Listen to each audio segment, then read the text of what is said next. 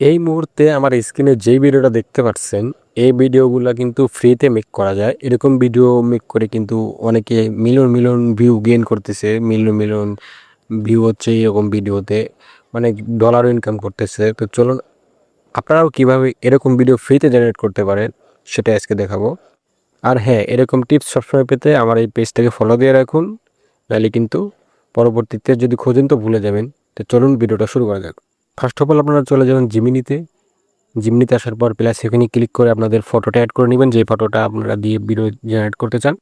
এরপর এই ভিডিওর পেন কমেন্ট থেকে প্রথমে ইমেজ প্রম্পটটা কপি করে আনবেন, তারপর এখানে ইমেজ প্রম্পটটা পেস্ট করে দিয়ে এখানে এন্টার বাটনে ক্লিক করবেন।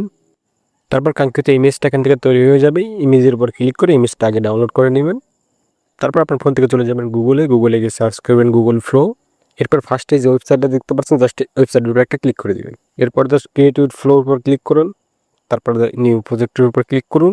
এরপরে উপরে থেকে প্লাস আইকনের উপর ক্লিক করে আপনার যে ফটো দিয়ে ভিডিওটা জেনারেট করতে চাইছেন ওই ফটোটা এখান থেকে অ্যাড করে নেবেন।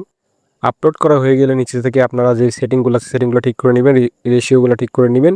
রেশিওগুলো ঠিক হয়ে গেলে তারপরে আপনারা জাস্ট প্রম্পট দিয়ে ভিডিওটা জেনারেট করবেন।